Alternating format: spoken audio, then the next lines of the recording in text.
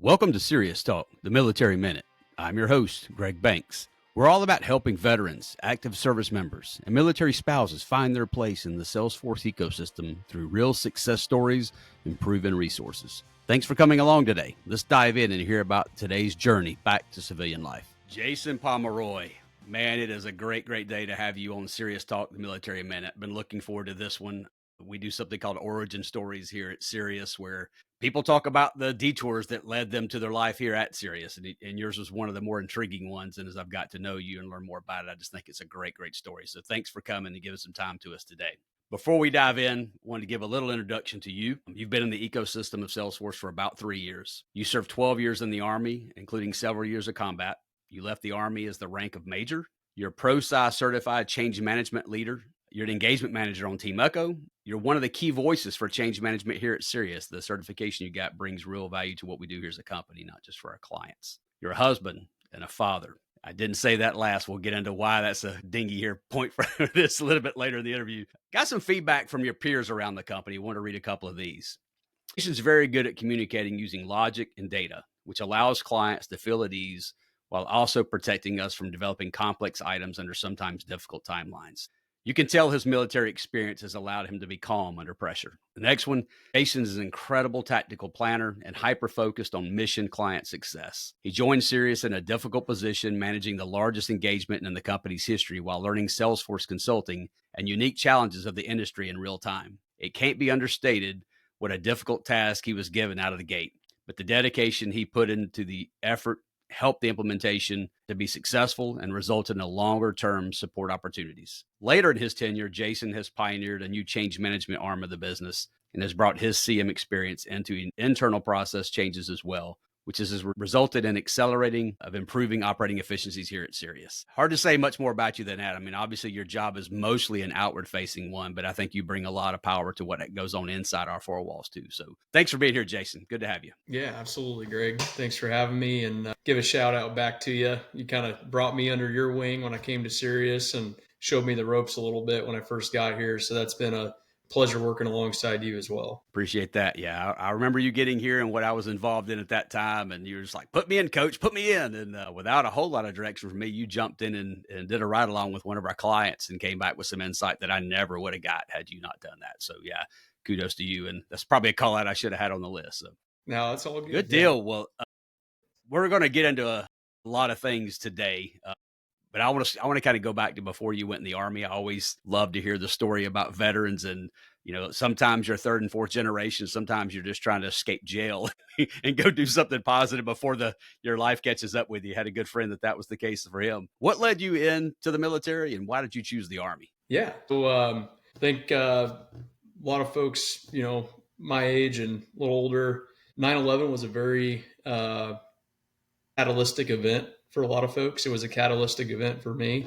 9/11 happened when I was in high school and pretty much solidified the fact that I was going to be in some form of military service based on that attack on America. I initially told my dad I wanted to go to the Marines or into Ranger Regiment because at the time that was my best understanding of how to go to an action-focused unit that was going to have a direct impact on furthering that mission forward for us. And he'd talked to me and said, "Hey, why don't you look at being an officer?" And I had no idea what an officer did. We weren't a military family. My background, I grew up in South Central Kansas on a farm. My family's been farmers for past 5 generations. And we ultimately, we had some service in the family with my granddad, but outside of that, it wasn't like we were a super military focused family, but 9/11 kind of changed all that for me. So I ended up trying to get into West Point, which was a challenge. Went to a small high school, graduated with like 70 kids in my high school class, and ultimately ended up making it. Got into prep school, got into the academy, was able to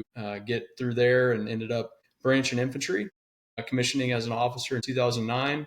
And then was able to join the 101st Airborne Division for my first duty assignment. And 6 weeks after I got done with Ranger School at infantry training down at Fort Benning, Georgia, I was on a flight to Afghanistan as part of their last main body during the surge in 2010-11. So it's kind of fast tracked through there, but that's how I got into what I did and what I did when I got through the academy, and then became an officer of the 101st. So. Yeah, I'm sure those are, if you look back, that's probably how fast it felt like it went. Once you said go, it went. Yeah. I remember hearing stories of these guys in Vietnam that had these crazy stories like that. And I remember this epiphany point, getting on that last flight over with the trail element heading into that deployment, thinking, holy cow, this is just like those stories I read about and these dudes going to Vietnam back in the day. So it's kind of a wild realization point. Yeah, the movie Saving Private Ryan, I've heard from a lot of people who were there and said that that was probably the most realistic depiction of hopelessness that people felt. And when they show the kids on those boats driving up on the beaches of Normandy, man, they look like 12-year-old kids. Yeah. Yeah. There's no amount of training that gets you ready for the real deal. That's for sure. You get used to that just by doing it. Yeah. Your motivation's always high, but it's like, then you got to face the reality of the scenario and yeah, definitely a thing that you can only do. I know there's some things coming out of your time in the service, and one of which is you wound up in a movie and called Hornet's Nest. And I think this is a real unique thing in that not only were you in the movie, but it was a story about something you lived out. I'd love to hear a little bit about how that came to be a movie, how you came to find your role in it, and, maybe what you felt going through recording it, and then maybe looking back on it now, what does that mean to you to have taken the time to really detail that story out at that time? Yeah. So I think kind of set the stage on where that was and when that was. It was in northeastern Afghanistan in Kunar River Valley province area, kind of along the Pakistan border on the northeast side of Afghanistan, where we were at. And the reason they shot that movie during the deployment when we were over there, again, it was the surge time frame of Afghanistan. So the idea was to send resources to support different units in a sweep across the country from west to east. So basically think of big broom pushing all the insurgent manpower back into places beyond Afghanistan's borders to try to buy time and space for the Afghan government to get its feet underneath of it, right? Which is a really hard thing to do when you're fighting an insurgent organization. But yeah, and you have to do that at scale, and you have to do that across the entire country in order to make that happen. Because although we were able to surge a lot of jets and helicopters and manpower over there, a lot of ground to cover and nobody's wearing a uniform. And so ultimately, that was the strategy at play from a campaign perspective. So that was the broader, ecosystem going on around us.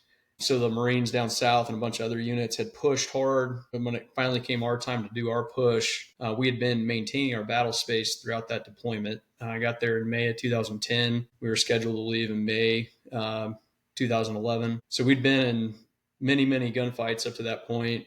I joke, kind of seriously, you couldn't really go 300 meters outside of our gates without hitting an IED or getting in some sort of direct fire contact. Wow. Either direction you left our compound. Now that wasn't always true. It's predominantly true, but like generally speaking, you were going to make some form of contact. Mm-hmm. I think our unit, when we were there, if it shot or blew up, it got lobbed at us at some point. We had mortars, rockets, RPGs, recoilless rifles, heavy machine guns down to light machine guns and rifles. And then obviously you had IEDs throughout the AO as well. We learned to operate in that environment. And given our austere location, we sometimes didn't get equipment as early as some of the other units were getting it. We were basically clearing routes on foot and finding alternator wire that was connected to IEDs under the roads and stuff like that.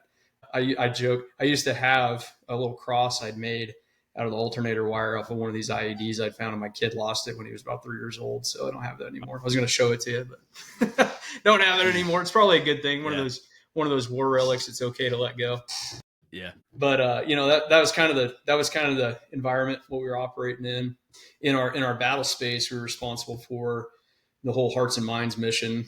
I did a lot of tea drinking, sat down with a lot of leaders in the area, did a lot of liaisoning with local tribal leaders, which is a young white guy that had to shave in Afghanistan. Culturally, you're not very accepted as like a voice to be listened to at the table. So that was a very challenging environment because of the lack of cultural alignment, I guess is the best way you could put that. And so you were there responsible for trying to communicate these strategic messages to these wizened graybeards. And ultimately, they'd seen 10 rotations of soldiers come through there. And so it was a real challenge to try to get traction with some of these folks. and create those connection points. The commonality of farming actually was the thing that gave me the most inroads with people, believe it or not, because we were in a very subsistence farming area. We'd sit down and we'd just start. Sometimes I wouldn't even try to talk about any of the objectives that we were trying to accomplish, and we'd just talk about the weather and how the crops were doing. That was the connection point that we had, and I'd spend 3 meetings with the same guy talking about nothing business related, and then we'd get into what can we do to help solve this problem, and we'd line that. So it was definitely something you don't get trained for. It's either you got it or you don't. Can you connect with people? Can you not connect with people? Can you take initiative where you can see it?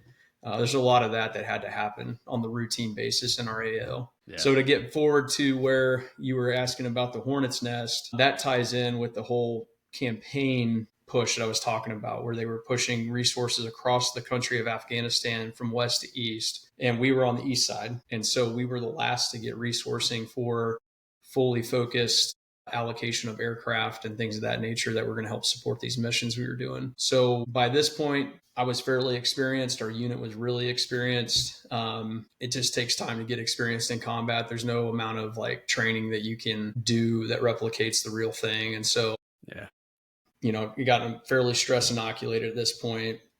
Been through some close call situations, had to evac guys that gotten hurt, been on the radio calling for fire and close air support numerous times. And so by this point, I was fairly, good at doing my job as a platoon leader, and had the trust. And we had the team dynamic going for us. And so we got this mission, it's called Strong Eagle 3, that we were told we were going to go execute. And the idea was we were going to go hunt down a couple high value targets along with some special operations and direct action units along the Apache border. There was a radio tower that needed to get destroyed that was sending out propaganda messages, kind of like a, real focused,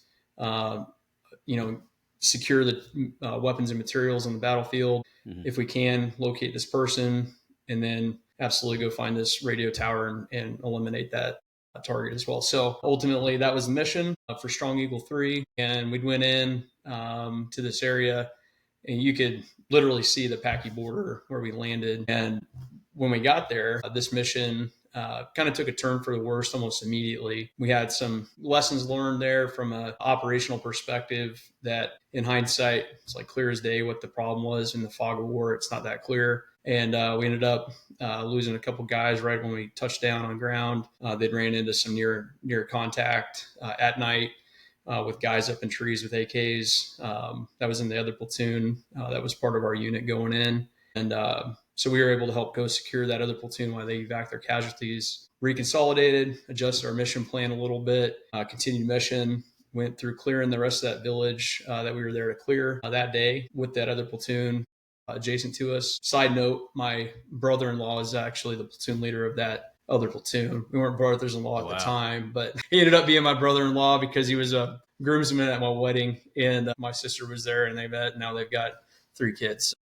Wow. It's kind of funny how that all works. Yeah. He's also a West Point classmate of mine, but we hadn't known each other at all until we ended up being platoon leaders together in Afghanistan. Kind of a crazy, cool story there. Wow. So we get through that day of that mission clearing, and it's just like an example of how crazy it got. At one point, we're about halfway through clearing about 100 houses that we had to clear that day. And there was an old lady on the battlefield that asked us to stay at her house. And so we hadn't quite reached our limit of advance yet. We hadn't cleared to our last building. So we told her thank you, but no thank you. We kept pushing. And the clouds up in the mountains where we were at started to drop. The cloud ceiling started to drop on top of us. And to this day, I can't explain why this happened. I've talked to some folks that know radios, and I could explain this a little bit more. My best guess, it was some sort of electromagnetic interference in the clouds that day. But when these clouds dropped, we did have helicopters supporting our mission. So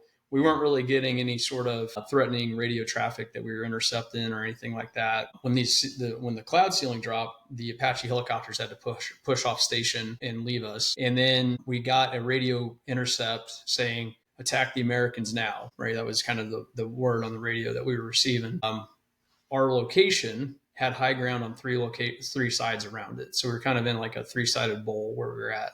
And when that radio message went out, we had to react to about 150 dudes shooting at us from different locations around this bowl that we were in. The radios, we couldn't connect with anybody outside of our company. So we had me, Jake, the other platoon leader, my company commander, Ty, our forward observer and his team, guys with radios that could reach outside of the bowl we were in. And we couldn't reach anybody. So it was like the first time that's ever happened. Nobody could get on direct FM comms with anyone. So I moved. We tried to get up on top of a roof, get a satellite communications established. About the time that we were getting up there to get this radio set up, we just started getting pelted with bullets. So we couldn't. It was like an untenable situation trying to get the radio comms up and going. So we ended up expending pretty much the entire combat load of mortars that we had on our location, trying to suppress the enemy fire, but it's kind of a hard thing to do. And then in the chaos of everything, we're all scrambling up and down the side of this hill, severe hill, where they farm over there. They create these things called terraces. So they build rock walls, fill them with dirt, and they grow crops on the side of the hills that way. So like giant stairs that you have to climb over to get places on the side of this hill. And so we got people just scrambling all over the place trying to get to safety in the buildings that we're in. And ultimately, we end up getting back. We get most of the guys back up the hill. There's like one house that's really close to where everybody's kind of centrally located. So we all start piling in this one house together. So you got people just scrambling, trying to get into this building. And we get in there, get our heads about us. And then somebody comes in there and says, hey, Jeremy Faulkner's been hit. And he's one of the machine gunners from the other platoon. And he's down the hill from this house that we're in.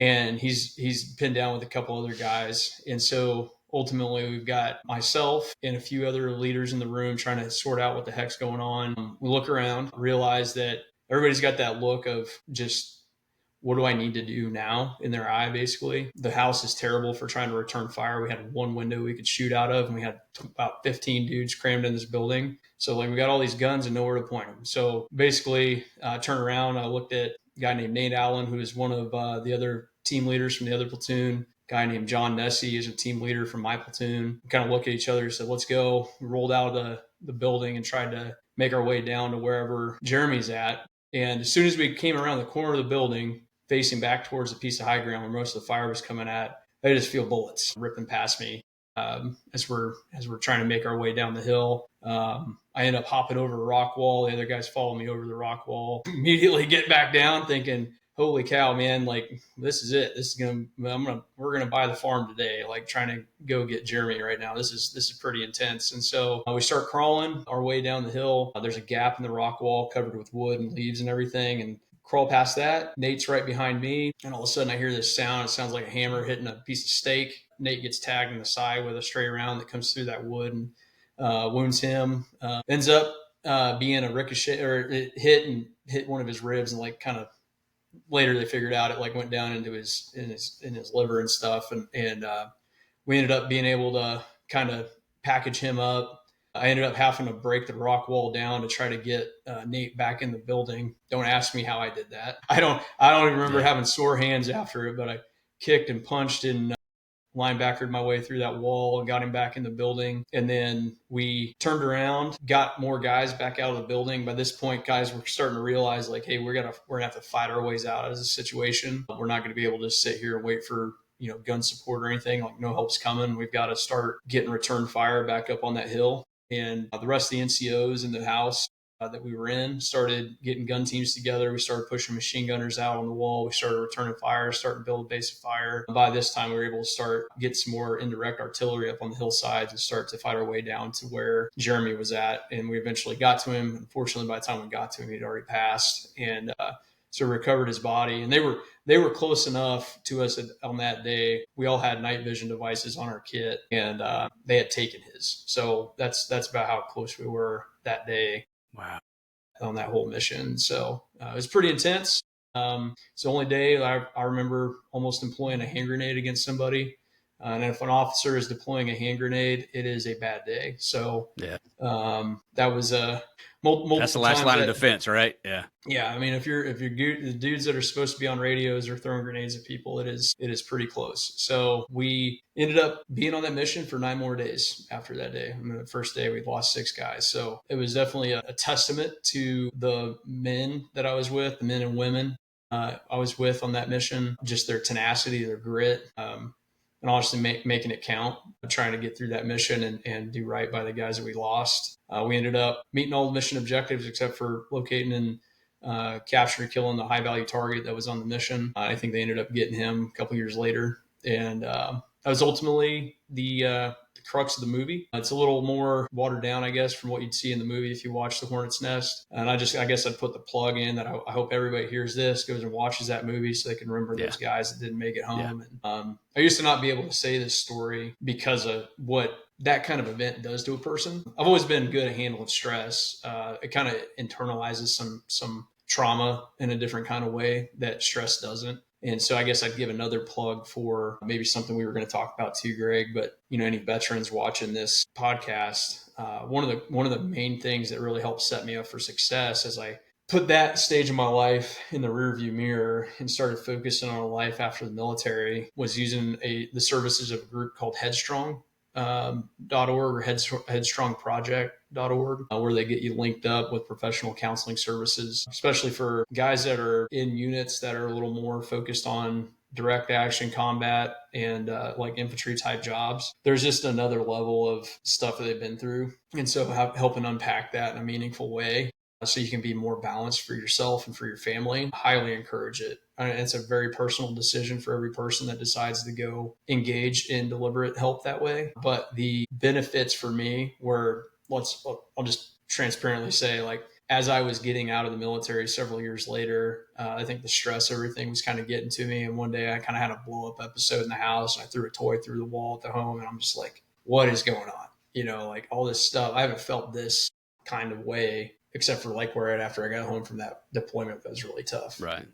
And having the ability to meet with a person on a weekly basis and focus on me and unpacking that in a deliberate kind of way was very, very helpful and allowed me to honestly be a better husband and father.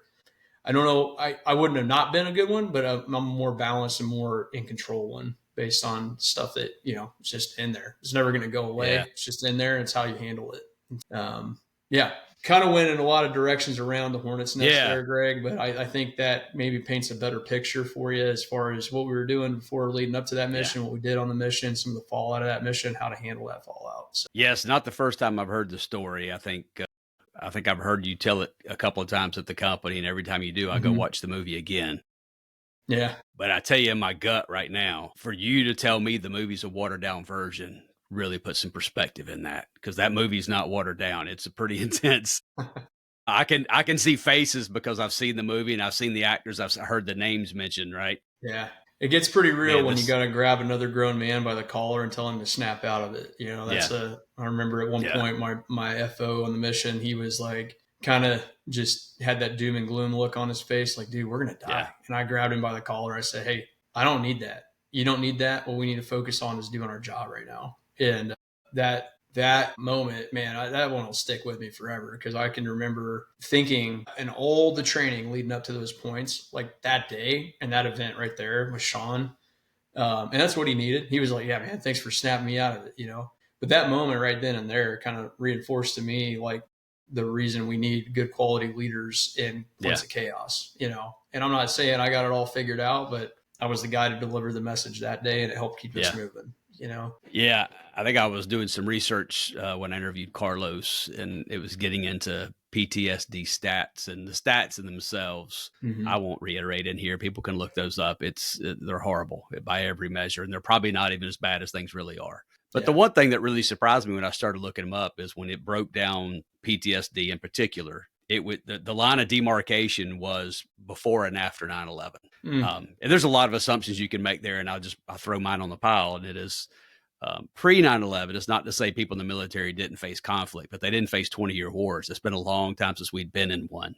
Vietnam was long and hellacious, but whatnot. But for the people that served after that, saw a lot of, several tours. I can't imagine the horror. Like, it's one thing to fight an enemy that's coming across the field in the dark, hiding in the water and whatnot. It's a whole nother thing when they're all dressed as civilians and they're hiding in churches. That's just a different animal. So we could do this for a minute. We'll turn the chapter a little bit here, man. But I do appreciate you taking the time to go into that detail, not just to tell your story, but I mean, my mind goes back to so many scenes in American Sniper that feel very, very similar to how you describe that you're just kind of doing this job, but the training you've had kicks in and your instincts kick in and doing what's right kicks in and not leaving a brother behind kicks in. And there's so many things that brings, I'm not a veteran, but the love I have for those who went and signed that piece of paper and said, yep, whatever you need, sir. I can't begin to thank you enough for what you did and continue to Thanks, do, man. And just God bless you and your whole family. Yeah, I'm sitting here hearing you say that, and like at some point you told your wife this story. Maybe you didn't tell her, but she certainly has heard it. And I can't fathom how that conversation went. We won't do that today, but appreciate it, Jason. Thank you. Yeah, you bet. Cool. So at some point, this chapter is coming to an end. And you've already mentioned that you kind of want to put that chapter behind and get home to the family and whatnot. We know eventually you made it to Sirius and made it to into the Salesforce space, but was that a direct journey, or did you have a couple stops along the way? Man, if I was as good at like navigating transitioning out of the Army as I was at like planning military stuff, I'd have had it figured out, man. I'll tell you.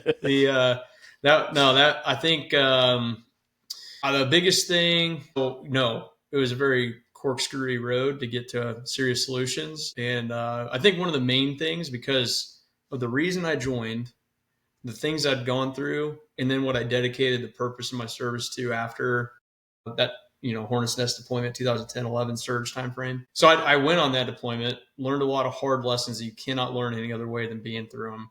And I said, you know what, the rest of my career, I'm going to be focused on helping other people be able to handle that scenario. And in that process, I learned a lot of things were very true about being guided by that level of motivation. One, you cannot train people the things you know to do from hard-earned experience. You just have to be there. You can set them up to be like 85% prepared, but you cannot 100% prepare them to deal with the adversity that complex scenarios are going to throw at them. So I got pretty good at trying to help develop scenarios that would allow people to be problem solvers, because that's really what it is, right? You're problem solving in a very high stress, deadly environment. And so I went to the infantry schoolhouse and I became an IBOLIC instructor. So I trained infantry lieutenants coming out of college in West Point and OCS, Officer Commissioning School. So they're at Fort Benning, Georgia, Columbus, Georgia area. Was there for a couple of years, realized in that process that I was pretty good at leading people, but I hadn't really learned as much as I probably needed to like really step my game up and move past like platoon leader to being like an organizational leader, where I now had to lead through another level of management, another level of leadership. So I wouldn't be directly leading, I would be organizationally leading. So I took an opportunity. The Army at that point had a program where they'd established a 18-month master's in organizational leadership program. So I took that opportunity. I did that, learned a whole bunch of great stuff about the body of work around organizational management and leadership. That really started to shape my perspective about how to best engage with groups of folks. I had a chance then, after instructing folks at Fort Benning, to then be a company commander in Fairbanks, Alaska at Fort Wainwright. And that's where I got a chance to, and this will come into play, I started interacting with a gentleman by the name of Tim Harding, who is now the COO of Sirius Solutions, which that connection had a direct reason of why I'm here at Sirius Solutions right now. But he and I were able to be company commanders together at in Alaska in a unit called the Legion Battalion. So we were Legionnaires together, and we both had an opportunity to work for this guy named Brian Scholhorn, our battalion commander. Love the heck out of that guy. We both served under him as our commander, and I think it's just a shame we never got to go fight in a war with that man. Would have been a great time. Yeah. And so he and I crossed paths then, had a great time leading units up there in Alaska. Really enjoyed Alaska a lot. Got done with that, and the opportunity to go be, so I rewind back to coming home from that deployment. I said I was going to do three things if I lived through this day, right? Going on that mission, the Hornet's Nest mission. I said, I'm going to buy a Harley. I'm going to go be an IBOLIC instructor, and I'm going to go back to West Point. And I'm going to be an instructor. Like those were thoughts. I had conversations I had with God on that mountainside. I was like, wow. I'm buying the Harley. I'm going back. I'm going to be an instructor, and I'm going to go teach at West Point. So no atheist in that moment, right? Yeah.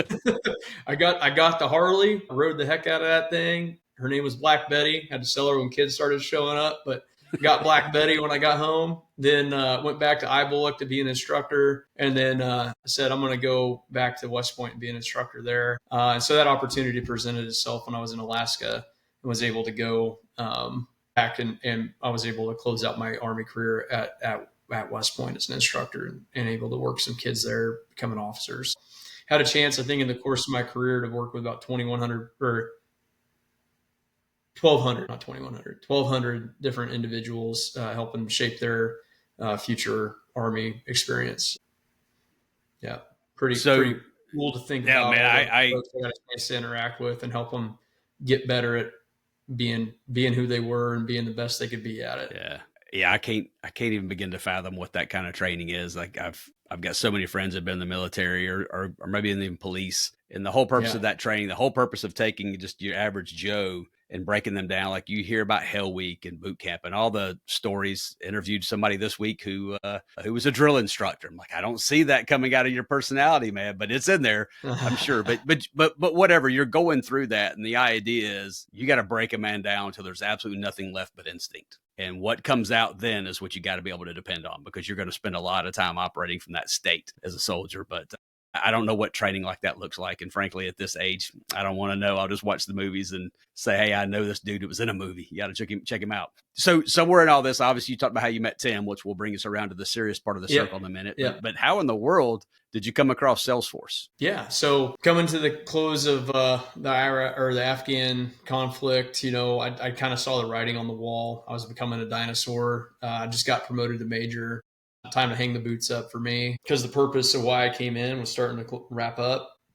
Army was taking a turn for some different focuses, and it wasn't really something I was on board for. So I was like, all right, time to hang it up. And so at that point I said, if I'm going to go out in the world, and probably need to have some more understanding how to do business stuff, because I knew I wanted to get into some sort of business venture. So at that point I wasn't even like, Salesforce was on the radar. I applied for, but did not get accepted to like a Salesforce type thing coming out of the Army. And so it's like, you know what, I'm going to go back and get my MBA. So I did that. I used my GI Bill to get my MBA, focused on data analytics and consulting framework stuff, a little bit of finance focused background there, and had really lined up against a entry management job with an investment VC firm out of California, where we were going to be raising funds for catalytic conversion technique that was supposed to help with clean energy initiatives, which at that time was a good thing to be getting into. Debatable now. It's like, the world's changing a little bit on how we're looking at all that stuff. But at the time, it was a hot thing to be getting involved in. And so I got this deal lined up and had a contract with these folks. It was the money. It was the ideal thing to be leaving the military to go do. And then the guy hit me with a change of contract right before we signed the contract. And there were some verbiage changes in there. And I was like, I'm not dealing with this. I'm not working for people I can't trust. And so I ended up leaving the military without a job lined up. Had bought a house, had everything lined up, and we were moving, and I didn't have a job. So you're married at this point, right? Married. So this is how crazy the timeline was. We had 2 kids, and our 3rd kid was going to be born. And then 6 weeks later, we were moving. It was nuts, man. This level of stress is not the only way to do life, right? Oh man, I'll tell you, maybe that's why I was throwing toys through walls. Yeah. So we ended up getting moved. Ended up having the opportunity to move back and buy our family farm that I grew up on from my folks. And we moved our family out here to Kansas again.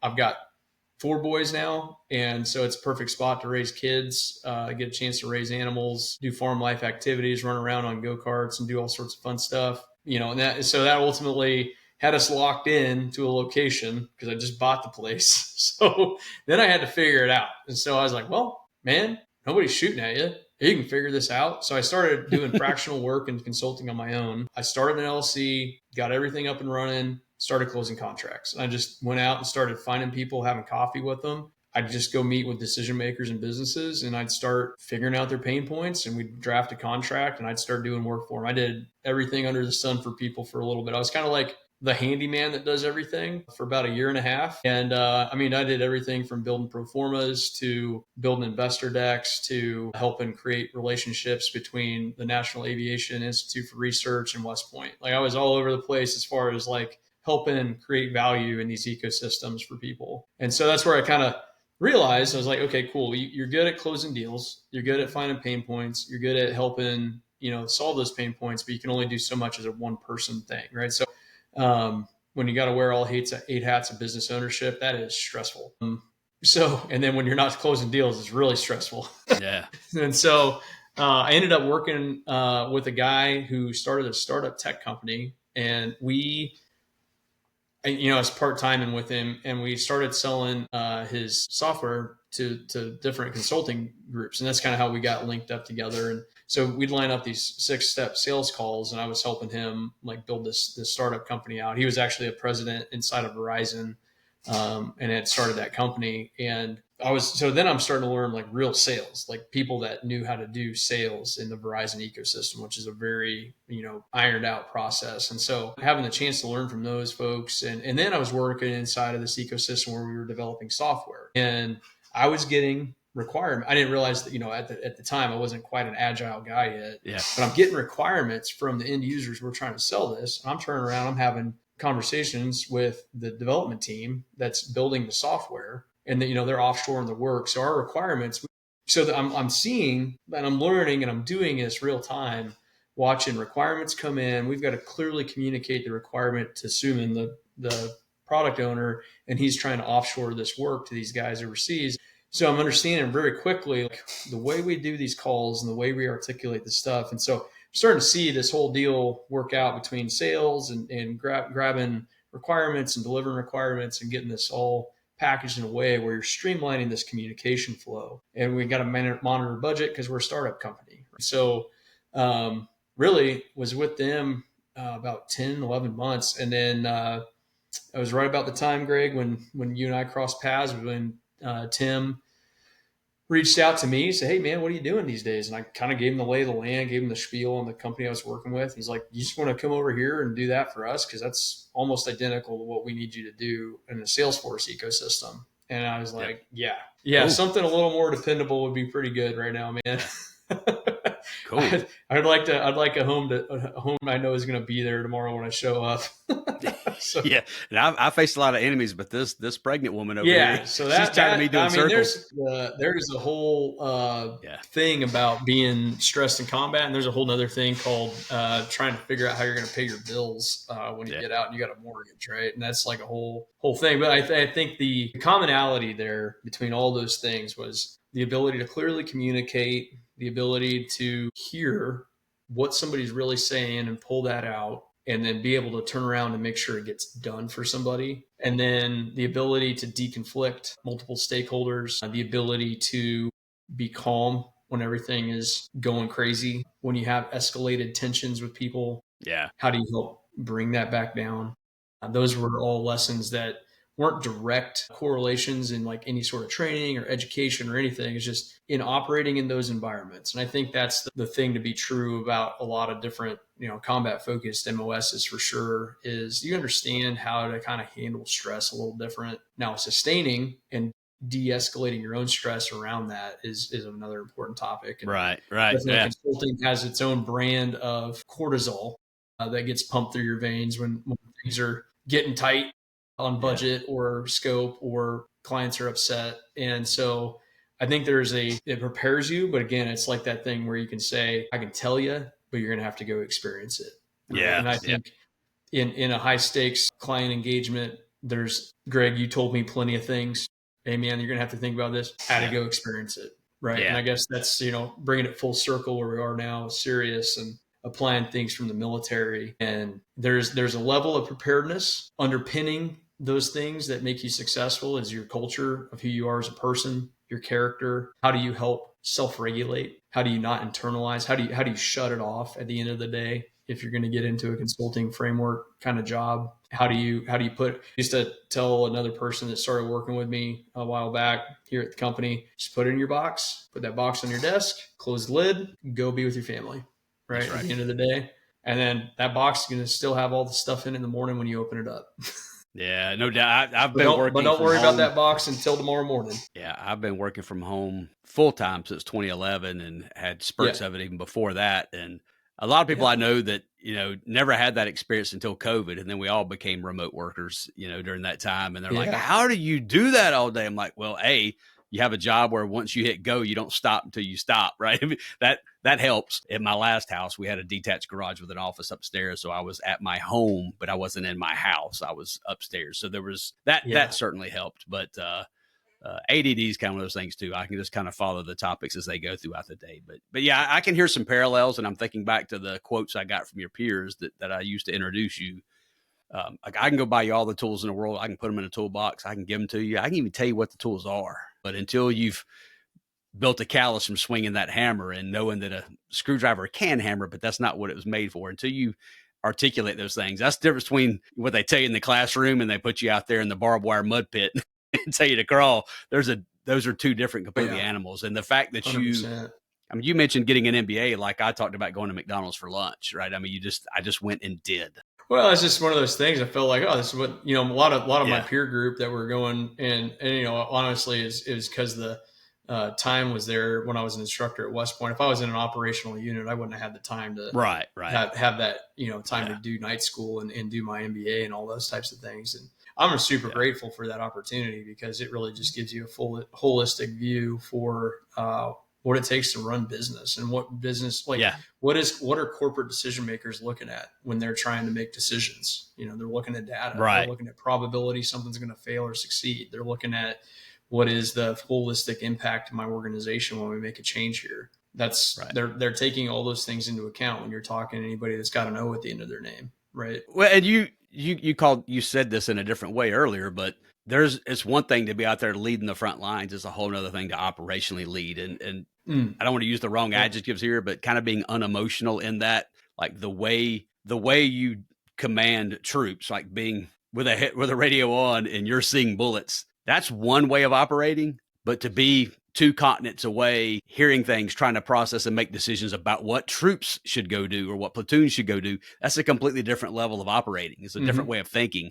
And I don't know that everybody has that. I don't know if they can teach that in MBA, but certainly it's an aptitude you've developed. And I think it really, really sharpens the skills you need in the role you're in. An engagement manager, I kind of joke when we would bring fellows in through hiring our heroes, like, well, here's what an associate consultant does, and here's what a BA does, here's what a consultant and a senior does. And they go, what does an EM do? I said, everything else, right? The stuff that we just keep all the stuff from out of the cracks. Wheels start coming off and you got to keep them on. Right, exactly right. Yeah, I'm a mechanic. Ideally, you keep the wheels on all the time, but that is not always guaranteed. Yeah, for real. So, as we were talking about building this podcast, and John Cooper, who we'll hopefully have on here soon one day, he and I were talking about this, and I was doing all kinds of research about different organizations we can get involved with to give back. Hiring Our Heroes is obviously one that we've been with for a long time, but just looking for other opportunities that we can give without a budget necessarily. Where can we give our time or our experience to credit? And man, I'll tell you some of the hardest videos for me to watch. There was a woman, I remember, I forget which organization it was, but on the website, there's a lady speaking. She's on the board of this company. And she said, my husband, he was a general, I think. He'd spent 37 years in the military. He said the man has been at a moment's notice, has been thrown on a plane, sent to the other side of the planet to get stuff done. And he's one of the best that's ever done it. And then he retired and he sat down to come up with a plan on what to do in the civilian life. And he said, I don't have anything to put on a resume. And that's the saddest thing in the world to me, because you'd be surprised how many things don't have any doing. Context for how it translates. Yeah, it's just for translating it, right? So I thought one of the things I really wanted to kind of wrap up with today with you, because you've got a little gap between bullets flying at your head and being on a movie and then being in this role. There are things that you do today, and how you go about them, how you process them, how you make decisions, how you communicate, you can directly attribute back to training you had before you picked up your first weapon. Go over some of those things for me. I'd love to hear that, because I think everybody's got those skills. They just don't know how to speak to them and translate them. So I'd love to hear you articulate some of that. So I think biggest thing is listening. I think there's I don't know how you put that on a resume, but the ability to actively listen and understand the requirements being presented, the end state, the true value proposition that stakeholder is asking you for. That ability to read between the lines of, okay, what do they say overtly and what are they saying implicitly in the call? Those are two things that if I had to put words to that, I'd have to spend some time articulating it. But it's like I know what it is when I see it, kind of thing, right? So right. You hear a thing being said on a call and you immediately understand that they're asking you to do this even though they didn't say it. So there's that. And then even though they don't say certain things, there's an implied task adherence that needs to be there. So for a role specifically, they never come out and outright say it, but they expect you to keep them on budget. They don't want to have to be looking at you, at their budget and wondering if they're going to make it or not. They expect you to do that. And so it's a matter of being disciplined about how you execute your role in this job anyway, about keeping things on track and on budget. And if there's a slip happening, it's real easy to say stuff that makes people happy on a call that has a very opposite effect later when people want you to have monitored their budget. And I've learned, again, hard lessons there, but ultimately kind of those things being said, it's like, yeah, man, the ability to monitor and regulate and have hard confrontation facing conversations, that is the skill that I think people don't even know they have coming out of the military, is the ability to not shy away from conflict. You've had to state your case to people before. I know everybody thinks it's like, yes sir, no sir, no excuse sir, but that is not true at all out of military folks. Honestly, if you're a yes sir, no sir kind of guy in the military, you're actually very useless in a military context, in my experience, because you need people to tell you to shoot you straight. You need people to tell you what's what, and you need people to get stuff done they say they're going to do, but you don't want them to be yes men. You want them to tell you the truth, and you want them to tell you how they're going to help you solve that problem. And ultimately, the more direct, candidly direct, I'm not saying be like a pain about it, but constructively confrontational, if that makes sense. And that's like a skill that I don't know if there's a good way to articulate that on a resume, but it would be the pragmatic person in the room that is in-state focused, but is not afraid to say no, right? Like don't just be a yes guy or gal. Be focused on what it really means to be an effective team on a project together, and then be focused on that end state. So yeah, that's a great point. And I think back to 15, 20 years ago. I mean, certainly my dad being in the Army, my grandfather was then. I'm aware of the military. I'm aware of the passion to give back and respect and think and all those things. But in terms of corporate programs that seek out veterans for employee, like you hear the GI Bill, you hear about college, you see commercials. Maybe I was just oblivious to it. I don't know. But one of the things that I think that we're doing better now is more companies, and I don't really care what their motives are behind it. Companies are out there doing veteran focused things like intentionally recruiting, training, bringing fellows, donating money, whatever those things are. They're doing more of that. And I say that to kind of hair on this point. It's not just a good political thank you. The fact that we're probably over 60% veteran or military spouse here at Sirius, it's not because we have a philanthropic heart and we're just bleeding to give back. We've actually learned y'all are pretty awesome. You're great employees. And while we can't, if we were to post a job position on LinkedIn and you were to go to apply for it based on what you had done in the Army, you might have a really hard time filling in some of the blanks we would create for you to fill in. Yeah, that's true. But we take the time through fellowships and other things to learn about people. And it's like, you just kind of know, like you can't get through 12 years of military. You can't get through combat without having built certain amount of callous understanding and discipline and learning to communicate. I think Justin, when I interviewed him, talked about, he said, talking to the CEO and COO don't scare me at all. You ever gone before a general and have a report on a budget that you went over? He's like, I've got those skills. I've got that experience. It translates. Yeah, 100%. Man, some good stuff. I've made some sidebar notes that I want to follow up with you to talk about some things outside of this. But man, I really, really appreciate you coming on here today. Yeah, me too, Greg. I think you again, not just the Hornet's Nest side of the story. And I'm glad to take the time on here today to somebody who might be looking for something about Salesforce is going to hear that and hopefully go watch the movie and hopefully can put some names to that story and put those on their prayer list. Like those families are out there still dealing with that. And man, I know that's a hard thing to do. I appreciate you getting uncomfortable for a minute and getting into that. And I'm gonna go watch that movie again tonight. So, nice. But thanks for being here, brother. I appreciate what you have done and what you are doing. And thanks for sharing that with our audience here today. Yeah, you bet. This is going to bring some stuff for some veterans who are looking for a way to translate what they've done.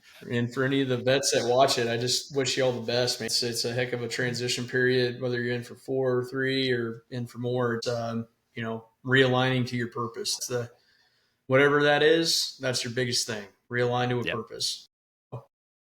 We're going to get links for that Headstrong project. I want to get that and a couple of the resources you mentioned. I want to make sure we put those in the show notes for somebody who does listen to this and has never heard of that.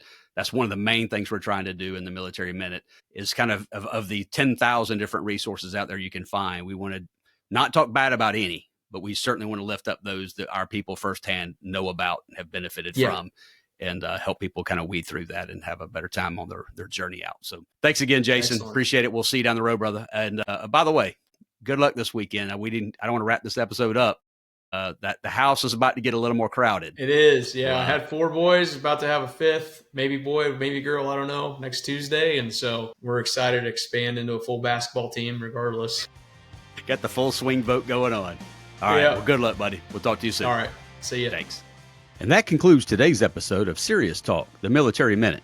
On behalf of Serious Solutions, we proudly salute the veteran and military spouse community for your extraordinary service, your unwavering commitment, and the sacrifices you've made to protect our freedoms. Your dedication inspires us every day, and we're honored to stand beside you.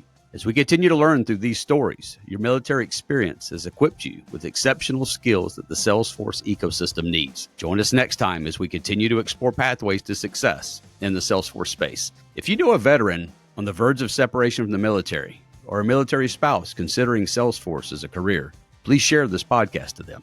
If you've enjoyed the material, please give us a 5-star review wherever you enjoy your podcast. Please subscribe on YouTube so you can be alerted to new content. We greatly appreciate all of your support. Please see show notes for links to learn more about Serious Solutions and other programs discussed on today's episode. If you have questions or comments, please contact us at serioustalk@serioussolutions.com. I want to extend a special thanks to Jason Fowler for allowing use of his song Mystery Road. Until next time, this is Greg Banks signing off.